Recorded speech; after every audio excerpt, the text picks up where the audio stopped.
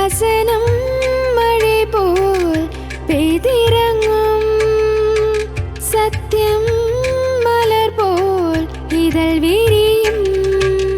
சத்தியம் சத்தியமே, சத்தியம் சத்தியமே, சத்தியம் சத்தியமே, சத்தியம் சத்தியமே. சத்தியம் சத்தியமே நேயர்களாகிய உங்கள் யாவரையும் அன்பும் இனிதான இயேசு கிறிஸ்துவின் நாமத்தினாலே வாழ்த்தி இந்த வேளைக்கு நாங்கள் வரவேற்கக்கூடியவர்களாக இருக்கிறோம். ஒரு முறை ஒரு சிறிய ஒரு பையனிடத்தில் இப்படியாக கேட்கப்பட்டது, உன்னுடைய வீடு எங்கே இருக்கிறது என்று. உடனடியாக அந்த சிறிய பையன் சற்றும் அவன் யோசிக்காமல் அவன் சொன்ன ஒரு பதில் என்னென்னா, இந்த உலகத்தில் தான் இருக்குன்னா. அப்போ உடனே கேட்டாங்க, இந்த உலகத்தில் எங்கடா இருக்குன்னு சொல்லி கேட்டாங்க. எங்கள் ஊரில் இருக்குன்னா. எது உங்கள் ஊருன்னு கேட்டாங்க. அந்த ஊர் பேர் அவனுக்கு சின்ன பையனாக இருந்ததுனால அவனுக்கு தெரியாமல் இருந்தது. அப்போ உடனே ஊர் பேர் கூட உனக்கு தெரியல, நீ எங்கேருந்து வரேன்னு எப்படி சொல்ல முடியும் அப்படின்னு கேட்கும்போது அந்த பையன் பாட்டுக்கு அமைதியாக அப்படியே நகத்தை கடிச்சுக்கிட்டு அவன் நின்று கொண்டிருந்தான். அதுபோல் தான் இன்றைக்கி அநேகருக்கு எது உண்மையான ஒரு வாழ்விடம்ங்கிறது தெரியாமல் காணப்படுது. உண்மையாகவே அவர்கள் வாழ வேண்டிய ஒரு இடம் எது, எங்கு அவர்கள் வாழ வேண்டியது அவசியமல்ல, அல்லது எப்படி அவர்கள் வாழக்கூடாது, எப்படி வாழ வேண்டும் என்று தெரியாத ஒரு காரணத்து நிமித்தமாக மனிதனுடைய வாழ்க்கை அநேக கவலைக்குள்ளாக சிக்கி கொண்டிருக்கிறார்கள். அநேகருடைய வாழ்க்கையில் பார்க்கும் பொழுது கவலையானது அவர்களை அழுத்தி கொண்டே காணப்படுகிறது. இது பொதுவாக எல்லா மனிதருடைய வாழ்க்கையிலும் இந்த நாட்களில் பார்க்கும் பொழுது குறிப்பாக வேலையினுடைய அழுத்தங்கள் காணப்படுகிறது, குடும்பத்தினுடைய அழுத்தங்கள் காணப்படுகிறது, பிள்ளைகளுடைய படிப்பினுடைய அழுத்தமும் பெற்றோர்களுக்கு காணப்படுகிறது, பிள்ளைகளுடைய எதிர்காலத்தை குறித்துதான அழுத்தம் பெற்றோர்களுக்கு காணப்படுகிறது. இதுபோல் அநேக ரீதியாக பொருளாதார ரீதியாக அழுத்தங்கள் காணப்படுகிறது, மன ரீதியான அழுத்தங்கள். இது எல்லாம் மனிதனுடைய வாழ்க்கையிலே நிம்மதி இழந்தவனாக அவனை சுற்றி திரிய வைக்காது. எனவே மனிதன் அறிந்து கொள்ள வேண்டிய மிக முக்கியமான காரியம் 2 உண்டு. ஒன்று, எல்லாருக்கும் தெரிந்திருக்க அதிகமான வாய்ப்புகள் உண்டு. 2வதை நான் உங்களிடத்திலே மிக முக்கியமாக அதை நீங்கள் கவனிக்க வேண்டியது அவசியமான ஒரு காரியம். முதலாவது, மனிதனுடைய ஒரு உண்மையான அடையாளம் அல்லது உண்மையான அவனுடைய வாழ்விடம் என்ன என்று மனிதன் எண்ணிக்கொண்டிருக்கிறான் என்பதை குறித்து பரிசுத்த வேதாகமும் தெளிவாக சொல்லுகிறது. அதை குறித்து மத்தேயு என்ற சுவிசேஷத்தினுடைய புஸ்தகத்திலே 6வது அதிகாரத்தினுடைய 25வது வசனத்திலிருந்து கடைசி முறையை நாம் வாசிக்க முடியும். அதில் முதலாவது காரியமாக என்ன சொல்லப்படுகிறது என்பதை நான் இப்பொழுது உங்களுக்கு வாசிக்கிறேன். ஆகையால் எண்ணத்தை உண்போம், எண்ணத்தை குடிப்போம் என்று உங்கள் ஜீவனுக்காகவும், எண்ணத்தை உடுப்போம் என்று உங்கள் சரீரத்துக்காகவும் கவலைப்படாதிருங்கள் என்று உங்களுக்கு சொல்லுகிறேன். ஆகாரத்தை பார்க்கிலும் ஜீவனும், உடையை பார்க்கிலும் சரீரமும் விசேஷித்தவைகள் அல்லவா? ஆகாயத்து பட்சிகளை கவனித்து பாருங்கள். அவைகள் விதைக்கிறதும் இல்லை, அறுக்கிறதும் இல்லை, களஞ்சியங்களில் சேர்த்து வைக்கிறதும் இல்லை. அவைகளையும் உங்கள் பரமபிதா பிழைப்பூட்டுகிறார். அவைகளை பார்க்கிலும் நீங்கள் விசேஷித்தவர்கள் அல்லவா? கவலைப்படுகிறதனால் உங்களில் எவன் தன் சரீர அளவோடு ஒரு முழத்தை கூட்டுவான்? உடைக்காகவும் நீங்கள் கவலைப்படுகிறது என்ன? காட்டு புஷ்பங்களை எப்படி வளர்கிறது என்று கவனித்து பாருங்கள். அவைகள் உழைக்கிறதும் இல்லை, நூற்கிறதும் இல்லை. என்றாலும் சாலமோன் முதலாய் சர்வ மகிமையிலும் அவைகளில் ஒன்றை போலாகிலும் உடுத்தி இருந்ததில்லை என்று உங்களுக்கு சொல்லுகிறேன். முதலாவதாக இங்கே சொல்லப்படக்கூடியதான வாழ்விடம் என்ன என்று பார்க்கும் பொழுது இந்த பூமிக்குரியதான ஒரு வாழ்விடம். அதை தான் நாம் இங்கே வேறொரு வார்த்தையிலே நாம் பார்க்கிறோம். உடுப்போம், உணவு, இருப்பிடம் என்ற இந்த 3ற்குள்ளாக அடக்க முடியும். மனிதனுடைய அத்தியாவசியமான தேவைகள், உண்மையிலேயே அது அத்தியாவசியமான தேவைகள் தான். இந்த பூமியிலே வாழக்கூடிய நாட்கள் எல்லாம் மனிதனுக்கு உண்ண உணவு, இருக்க இருப்பிடம், உடுக்க உடை, இந்த 3ம் அது தேவையான ஒரு காரியம். ஆனால் மனிதன் அந்த தேவையை தேவையோடு நிறுத்துவது கிடையாது. அதை தாண்டி என்ன செய்கிறான் என்றால், தேவைக்கு மிஞ்சி அவன் சேர்க்க விரும்புகிறான். அந்த தேவைக்கு மிஞ்சி அவன் சேர்க்க விரும்புகிறது நிமித்தமாக அவனுக்குள்ளாக என்ன நடக்கிறது என்றால், அவன் கவலைப்படக்கூடியவனாய் இருக்கிறான். அவன் அதற்காக கஷ்டப்படக்கூடியவனாய் காணப்படுகிறான். அவனுடைய வாழ்க்கையினுடைய நோக்கத்தை அவன் இழக்கக்கூடியவனாய் காணப்படுகிறான். உண்மையான வாழ்க்கை என்ன என்பதை அவன் அறியாமல் காணப்படுகிறான். உண்மையான சந்தோஷம் எதிலே கிடைக்கிறது என்பதையும் அவன் மறந்து போகிறான். இதுதான் மனிதனுடைய வாழ்க்கையினுடைய மிக பெரிதான ஒரு பிரச்சனையாக காணப்படுகிறது. இந்த பூமிக்குண்டான ஒரு வாழ்க்கை, இந்த பூமிக்குண்டான ஒரு நிரந்தரமான ஒரு அடையாளம் அவனுக்கு காணப்பட வேண்டும் என்று அவன் வாஞ்சிக்கக்கூடியவனாக இருக்கிறான். எத்தனை நாட்கள் நம்ம வாடகை வீட்டிலே தங்கி இருக்கிறது? நமக்குன்னு சொந்த வீடு வேணும், நமக்குன்னு வம்சங்கள் எல்லாம் வரணும்.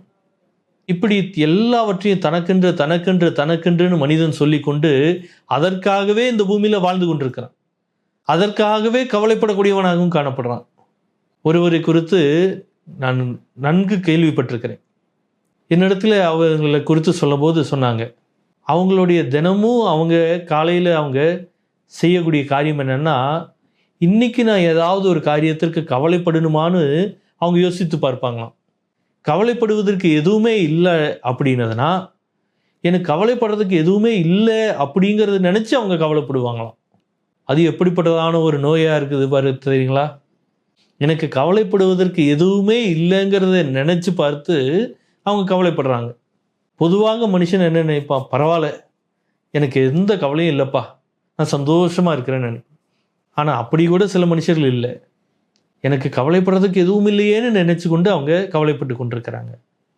இதுபோல் மனுஷனுடைய வாழ்க்கையில் அவன் சந்தோஷத்தை இழக்கக்கூடியதான விதத்தில் அவனுக்கு உண்டான முதலாவது ஒரு இடமாக நம்ம பார்க்கும் பொழுது இந்த பூமிக்குரிய வாழ்க்கையை அவன் தெரிந்து கொள்ளலாம். இந்த பூமிக்குண்டான வாழ்க்கை தான் நிரந்தரமான வாழ்க்கை என்று மனிதன் எண்ணிக்கொண்டிருக்கக்கூடியவனாய் காணப்படுறான். இந்த பூமிக்குண்டான வாழ்க்கையோடே நம்முடைய வாழ்க்கையானது முடிவடைய போகிறது என்று மனிதன் எண்ணிக்கொண்டிருக்கிறான். ஒருவேளை நான் சொல்லுவதே நீங்கள் நன்கு யூகித்து நீங்கள் பார்த்தீங்கன்னா நீங்கள் உங்களுக்கு புரியலாம். இந்த பூமிக்குண்டான வாழ்க்கையோடு மனுஷனுடைய வாழ்க்கை முடிய போகிறது கிடையாது. இதற்கு அப்புறம் ஒரு வாழ்க்கை இருக்கிறது. மனுஷன் எண்ணிக்கொண்டிருக்கிறது என்னது? இந்த பூமிக்குண்டான காரியங்களே கவலைப்படக்கூடியவனாக இருக்கிறான்.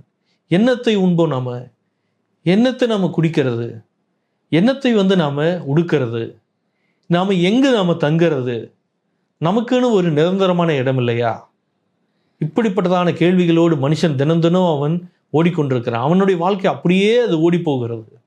மனுஷனுடைய வாழ்க்கை குறித்து பரிசுத்த வேதாகமம் இப்படியாக சொல்லுகிறது, அது புல்லின் பூவை போல காணப்படுகிறது.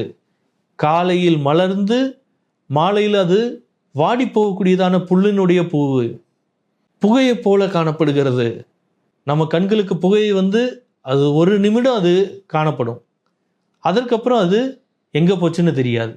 அப்படிதான் மனுஷனுடைய வாழ்க்கை காணப்படுது. அப்படிப்பட்டதான நிரந்தரமில்லாத ஒரு வாழ்க்கைக்காக மனுஷன் வாழக்கூடியவனாய் காணப்படுகிறான். இந்த நிரந்தரமில்லாத வாழ்க்கையவே எண்ணிக்கொண்டவனாக மனுஷன் இந்த பூமியில் அவன் ஜீவிக்கக்கூடியவனாக, அதற்காகவே உழைக்கக்கூடியவனாக, அதற்காகவே பிரயாசப்படக்கூடியவனாக காணப்படுகிறான். உண்மையான ஒரு நிரந்தரமான இடங்கிறது இந்த பூமி இல்லை என்பதை மனுஷன் உணர்ந்து கொள்வதற்கு தவறி போகக்கூடியவனாய் காணப்படுகிறான். இதுதான் முதலாவது காரியம். இந்த பூமி நமக்கு நிரந்தரமான ஒரு வீடு கிடையாது. பொதுவாக பெரியவர்கள் இப்படியாக சொல்லுவார், மனுஷன் பையூரிலிருந்து அவன் பொய்யூரிலே வாழுகிறான், பொய்யூரில் வாழ்ந்து முடித்து அவன் மெய்யூருக்கு செல்கிறான்பாங்க. அதாவது பையூர் என்று சொல்லும் பொழுது கர்ப்பப்பையை சொல்லுகிறாள்.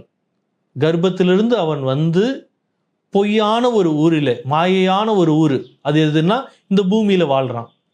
இந்த பூமியில் வாழ்ந்ததற்கு பின்பதாக மெய்யான ஒரு ஊர், உண்மையான ஒரு ஊர், அது எதுன்னா ஒரு பரலோகம், நித்தியமான ஒரு வாழ்க்கை, அதற்குள்ளாக அவன் செல்லக்கூடியவனாக காணப்படுறான். அப்போ மனுஷனுடைய வாழ்க்கை இப்படி பிரயாணமாக காணப்படுகிறது. ஒரு இடத்துலேருந்து இன்னொரு இடத்துக்கு வரான், பையூரிலிருந்து அவன் பொய்யூருக்கு வரான். ஆனால் அந்த பொய்யூரை மனுஷன் என்ன நினைத்து கொள்கிறான்? அதுதான் மெய்யான ஊர் என்று நினைத்து கொண்டிருக்கிறான். இதுதான் வாழ்க்கையினுடைய நிரந்தரம்னு எண்ணிக்கொண்டிருக்கிறான். எனவே இந்த நேரத்தில் நீங்கள் அறிந்து கொள்ள வேண்டிய ஒரு காரியம் என்னதுன்னா, இது நிரந்தரமான ஒரு வாழ்க்கை கிடையாது. இந்த பூமியானது நிரந்தரமானது கிடையாது என்பதை நீங்கள் முதலாவது அறிந்து கொள்ளணும். இரண்டாவதாக நீங்கள் அறிந்து கொள்ள வேண்டிய காரியம் என்னது? உங்களுக்கான ஒரு நித்தியமான ஒரு வாசஸ்தலம் உண்டு என்பதை நீங்கள் ஒருபோதும் நீங்கள் புறக்கணிக்கக்கூடாது. முதலாவது காரியம், இந்த பொய்யான ஒரு ஊராகிய இந்த உலகத்தினுடைய வாழ்க்கைக்காக நீங்கள் கவலைப்படாதீங்க. இரண்டாவதாக, ஒரு மெய்யான ஒரு உலகத்தை நீங்கள் உங்களுடைய வாழ்க்கையில் நீங்கள் தவறு விட்டு விடாதீர்கள். அதை தான் பின்பதாக வரக்கூடிய வசனத்திலே இயேசு கிறிஸ்துவானவர் அவர் தம்முடைய வாய்மொழியாக அவர் சொல்கிறார். ஆகையால் எண்ணத்தை உண்போம் எண்ணத்தை குடிப்போம் என்று கவலைப்படாதிருங்கள். இவைகள் எல்லாம் அஞ்ஞானிகள் நாடி தேடுகிறார்கள். இவைகள் எல்லாம் உங்களுக்கு வேண்டியவைகள் என்று உங்கள் பரமபிதா அறிந்திருக்கிறார். முதலாவது தேவனுடைய ராஜ்யத்தையும் அவருடைய நீதியையும் தேடுங்கள், அப்பொழுது இவைகள் எல்லாம் உங்களுக்கு கூட கொடுக்கப்படும். ஆகையால் நாளைக்காக கவலைப்படாதிருங்கள். நாளைய தினம் தன்னுடையவைகளுக்காக கவலைப்படும். அந்தந்த நாளுக்கு அதினதின் பாடுகள் போதும். இந்த பகுதியில் நம்ம தெளிவாக வாசிக்கிறோம். மனுஷன் இந்த பூமியில் இந்த நாளுக்கான காரியங்கள் மட்டும் அவன் எண்ணினா போதும். நாளைய தினத்திற்காக நீங்கள் யோசிக்க வேண்டாம். நாளைய தினத்திற்கான காரியங்களுக்காக நீங்கள் கவலைப்பட வேண்டாம். நிச்சயமாக இதெல்லாம் அவசியம்தான். ஆனால் அதை தாண்டி அவசியமானது என்னது? தேவனுடைய ராஜ்யம்ங்கிறது அவசியம். ஒரு மெய்யான ஒரு ஊர் அவசியம். அந்த மெய்யான ஒரு ஊருக்கு மனுஷன் செல்ல வேண்டியது அவசியமாக இருக்குது. அதை யாரும் தவிர்க்க முடியாது. அங்கே போகிறதற்கு உண்டான ஒரே ஒரு தடை என்னதுன்னா, அது நீங்களும் நானுமா தான் இருக்கும். நான் போகிறதுக்கு யார் தடையாக இருக்க முடியும்? நானாக தான் இருக்க முடியும். நீங்கள் அந்த மெய்யான ஊருக்கு போகிறதுக்கு தடை யாராக இருக்க முடியும்னா, அது நீங்களாக மட்டும்தான் இருக்க முடியும். வேற யாரையும் நம்ம காரணம் காட்ட முடியாது. காரணம் என்ன? அந்த மெய்யான ஊருக்கு போகுவதற்கு நாம் இந்த பூமியில் நாம் பரிசுத்தமாக வாழ வேண்டியது அவசியம். முதலாவது தேவனுடைய ராஜ்யத்தை நாம் தேட வேண்டியது அவசியம். மனுஷன் தேவனுடைய ராஜ்யத்தை தேடாமல் அவன் இந்த பூமிக்குண்டான காரியங்களை தேடிக்கொண்டிருக்கிறான். இந்த பூமிக்குண்டான வாழ்க்கைக்காக அவன் கவலைப்பட்டு கொண்டிருக்கிறான். ஆனால் உண்மையாக அவன் ஒருவேளை அவன் கவலைப்படணும்னா, எனக்கு அந்த ஒரு நித்தியமான ஒரு வாழ்க்கை, தேவனுடைய ராஜ்யம்ங்கிறது எனக்கு கிடைக்கலையே அப்படின்னு அவன் கவலைப்பட்டா கூட அது நல்ல கவலை. ஆனால் அதை குறித்து அவன் கவலைப்படுறது கிடையாது. ஒரு நித்தியமான ஒரு வாழ்க்கை இருக்குங்கிறது குறித்து மனுஷன் எண்ணி பார்ப்பது கிடையாது. மாறாக இந்த பூமியிலேயே அவனுடைய வாழ்க்கை முடிந்து போகணும்னு நினச்சி இந்த பூமியிலேயே அவன் வாழக்கூடியவனாகவும் அந்த நித்தியத்தை அவன் புறக்கணிக்கக்கூடியவனாக காணப்படுகிறான். அதுதான் இரண்டாவதாக மனுஷனுடைய வாழ்க்கையில் செய்யக்கூடிய தவறுகள். முதலாவது, இந்த பூமிக்குரிய வாழ்க்கை குறித்தே அவன் கவலைப்பட்டு கொண்டிருக்கிறது அவன் செய்யக்கூடிய தவறு.